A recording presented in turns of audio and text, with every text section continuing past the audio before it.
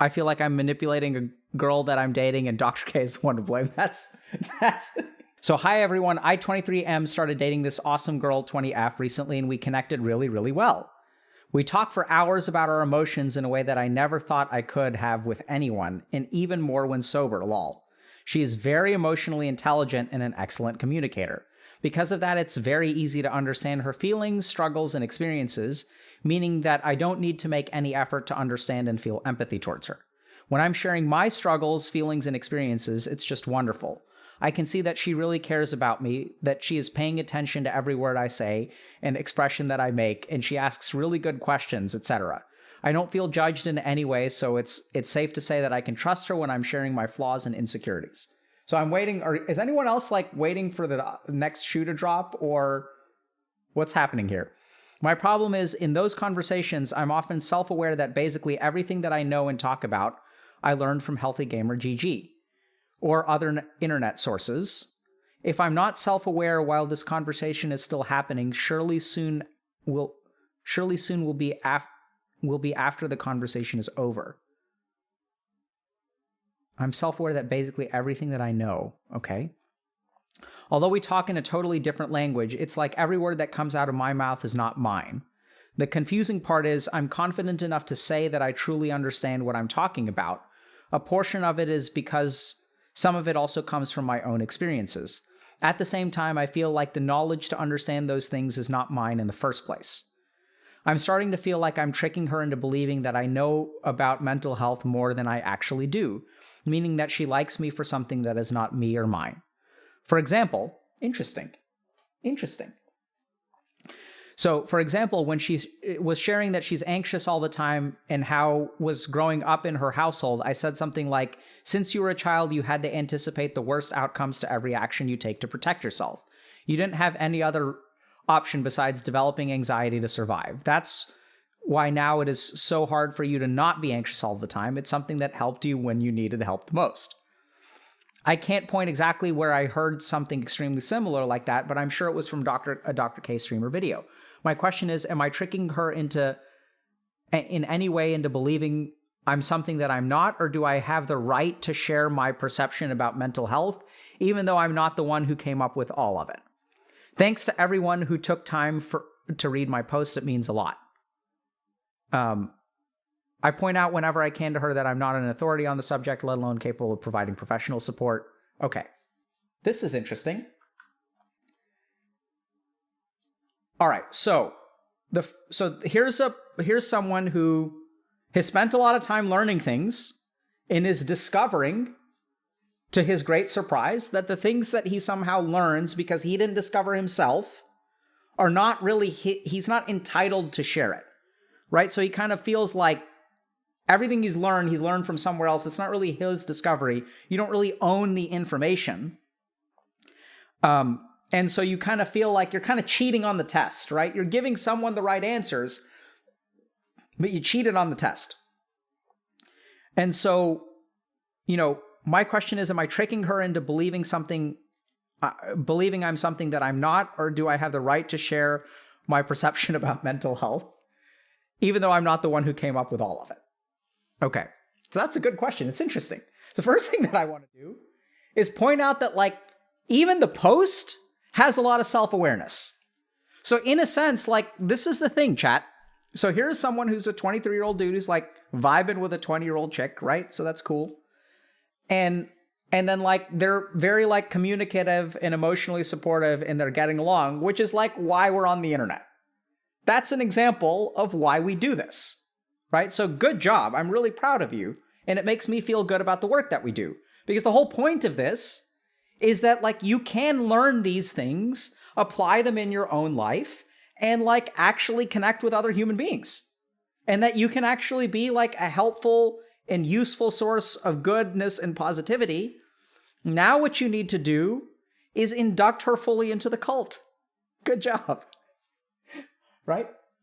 No, but seriously, that's why we're here. So, and at the same time, I kind of... right? So now bring her in as well. And then just start tithing 10% of your income. No, you don't need to tithe any of your income. We're good. Thank you very much. For everyone who does donate, we appreciate it.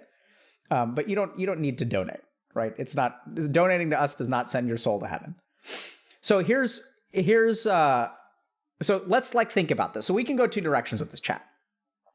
One is like sort of a standard direction, and the second that we can kind of go on, maybe because I'm on this bend, is to understand who owns knowledge and where does knowledge come from. This is like more of a meditative thing, okay? So the first thing that I'd say is like when this person says like, you know, do I have the right to share my perception about mental health?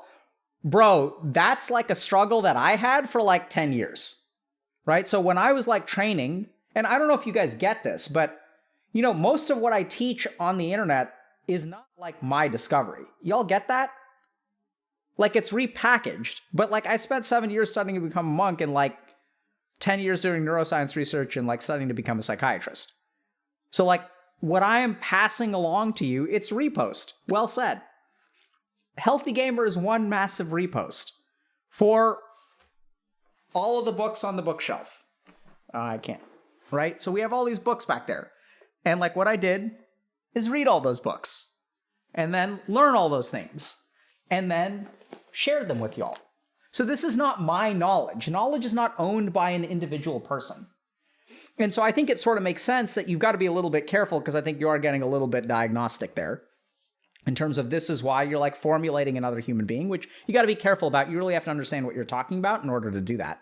But it sounds like you do understand. So the first thing to understand is knowledge is not really owned by a particular person.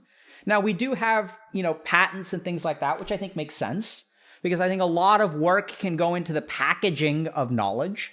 But generally speaking, it's not like the ideas of like karma or dharma or motivation are owned by a particular person.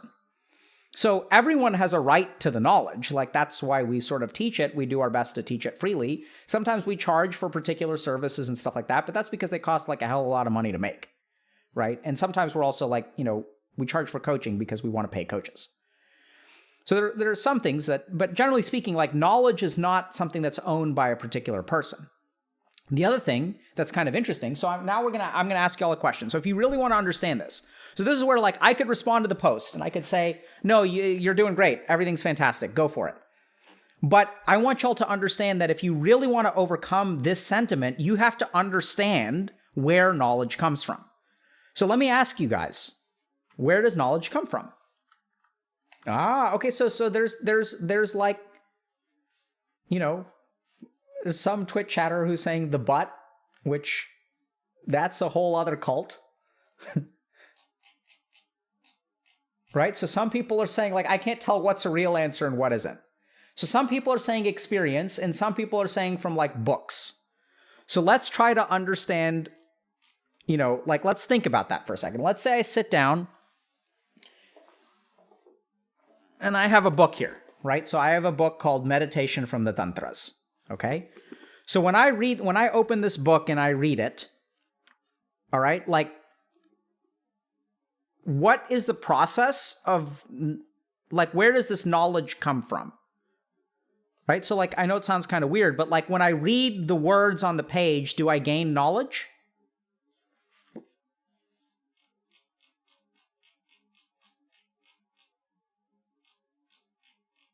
Yes and no. So, like, this is where, man, I wish we were, like, I could talk to a human, because this is slow. So when people say repetition, so someone's saying repetition. So let's think about that for a second. If I read a book 3 times, do I gain the knowledge in it? And some people are saying maybe. So the yogis in ancient India came to an interesting conclusion. And their conclusion is that all knowledge comes from within. That there may be triggers for your internal understanding, but that essentially no knowledge can come from the outside. That essentially you can make observations, but the act or the essence of knowledge does not come from watching. Because like before Isaac Newton, I know this is apocryphal, but before Isaac Newton saw an apple fall and was like, oh my God, there's gravity. Like human beings had seen apples fall a lot, right? Like that information was already in the world. It had been there for a long time. Even information about physics and like science, and there's all kinds of information that has existed within the world for a long period of time. Even within one book. I can read it and get nothing from it, or I can read it and get a lot from it. And so essentially repetition is like making a knowledge check, DC 15. And so on the first check, sometimes I can do really good. Otherwise, I fail if like I'm trying to study and there's a lot of noise, right? Then it's like I get a -5 penalty to my DC 15 check. And if I'm super in the zone and I meditated this morning, then for example, I get a +5 and it's like DC 15. But at the end of the day, I can read this book 10 times and learn nothing, or read it once and learn a lot of things. And so if the knowledge were truly in the page, then I should read it once and I should get it, right? The other thing is if knowledge were truly external, no one would be able to write a book. Because if you think about just the process of writing a book, like the person who wrote this, it didn't exist before. It had to come with it from within. So the yogis actually concluded that all knowledge comes from within. And so they also they went a little crazier, and they sort of realized that there's this thing called cosmic consciousness. And as we connect with cosmic consciousness, we gain more realizations.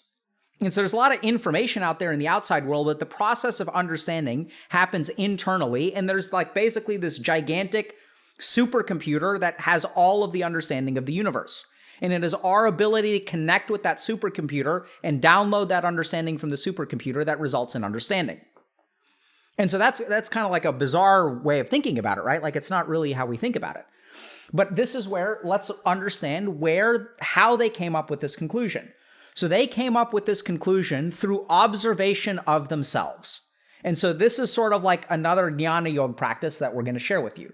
So I want y'all to think about where understanding comes from, right? So sit down and look at a book, read a book that you haven't read before, and try to figure out like where is the actual understanding coming from? Is it coming from the book or is it coming from me?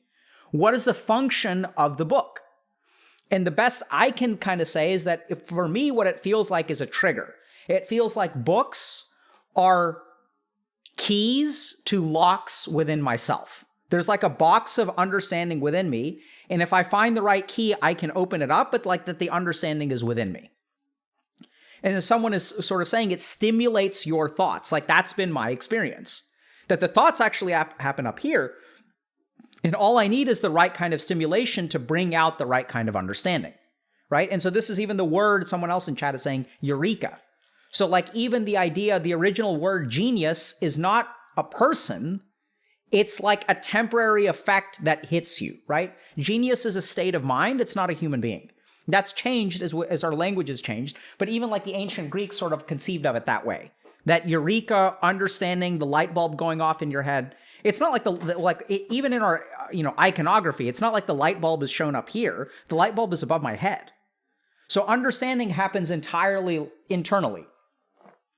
And so it's kind of a drastic way of thinking about it. But then if you sort of think about it, then like no person, like the ownership of the knowledge is within that cosmic consciousness, is not owned by any particular person. Anyone can access it.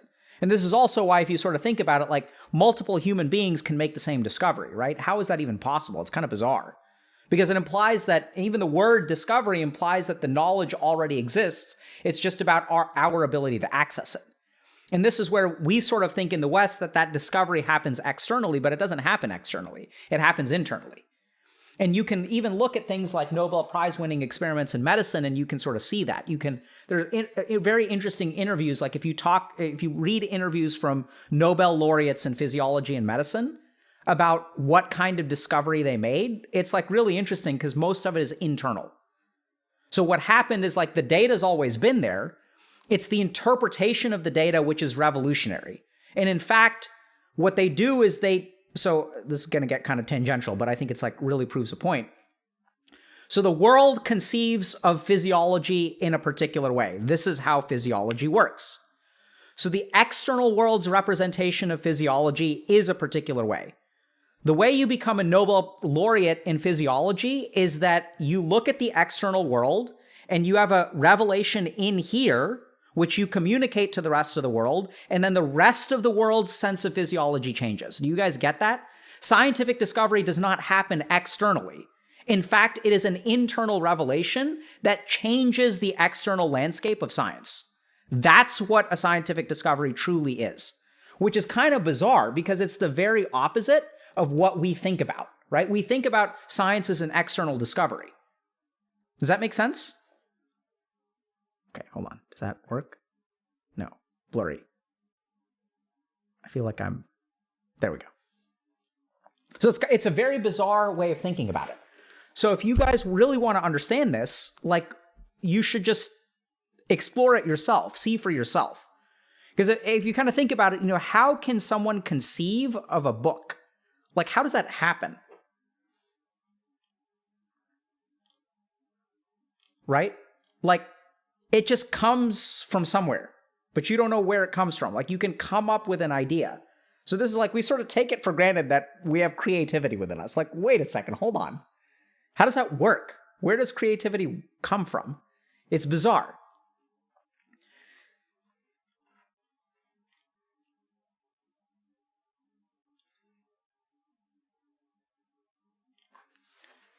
Yeah, so so this is where, like, philosophically, I encourage y'all to think a little bit about, what happens in science. Like, you have an experiment, and then the external world shows you something, and the process of science is revealing, right? It's a process of revelation and discovery, not creation.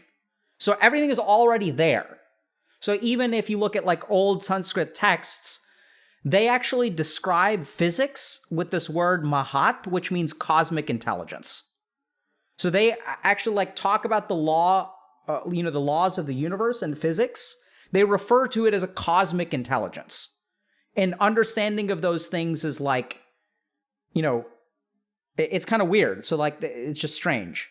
It's a different perception that once you start to meditate and once you really look at yourself. So, like, the next time you're studying, I strongly encourage you to think about, where does the understanding come from? Does it truly come from the book? And what's the best way to understand? So here's a studying tip.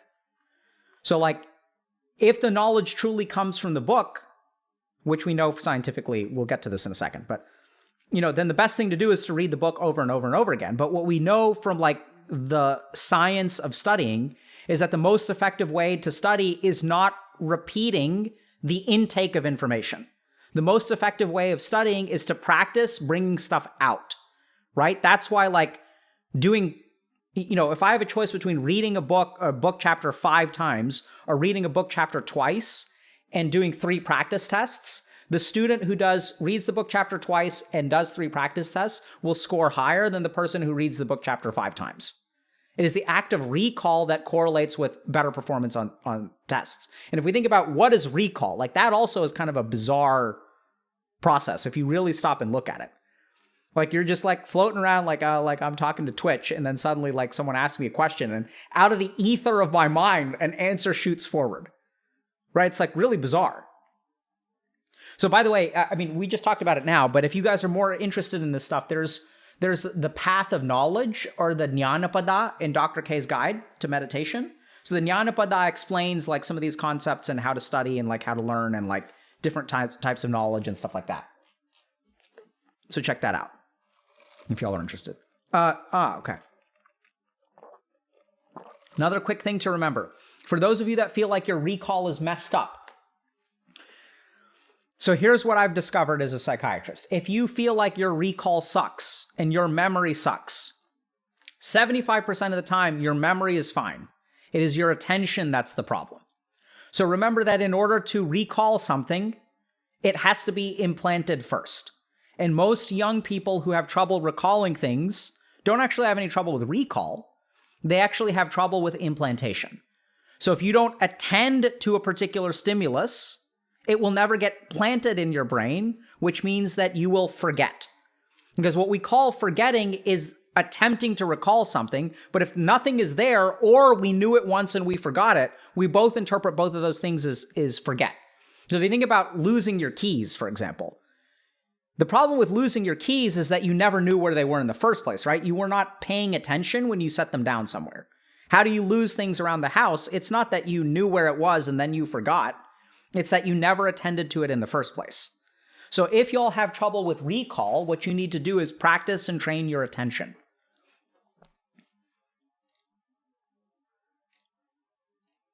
Does that make sense?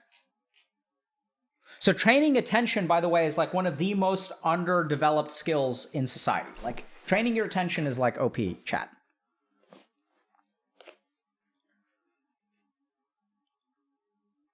How do you train your attention with ADHD? The simplest way is actually to meditate. So any kind of meditation will strengthen your attention for the most part. This is why I think breath meditations are good. The rotating sound awareness meditation is good. So remember that with ADHD, what you want is a meditation that has a variable stimulus. So what I mean by that is like something that your mind can stay in the same zone, but move around within that zone. So you can rotate from one sound to another. You can look at lots of different leaves on a tree. So like, for example, what you can do is like step outside or look outside your window and try to see as many objects as you can as rapidly as you can. So that's a rotating sight meditation. So there's like, grass there, ant mound there, tree there, leaves over here, acorns here, dog poop there, dog over there, person over there, car over there, and rotate through them. Just sit calmly with your back straight, look out onto the world, and just see as many things as you can. And so even though your mind has a tendency to want to move, so you want to let it move if you've got ADHD, but you're still encompassing it within the space of where you're just going to look at random things. And I'm telling y'all to do it outside for a reason. Okay? So you got to be careful because you don't want to interpret what you see. So when you look at 6 consoles in your room, for example, you're going to start thinking about games and then you'll no longer be doing the practice.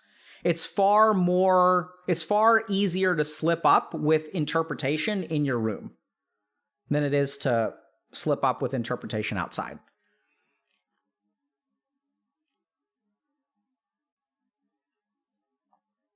How often do you have to do it until improvement?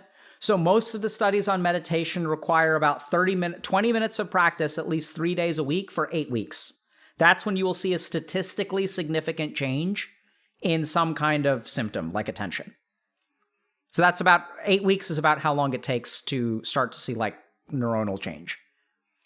And now that also is like a broad scale conclusion, okay? It's like I've read like probably 300 studies on meditation. And if you average them all together, they're like 8-week studies and people see like change. Is the effect size reasonable? Absolutely.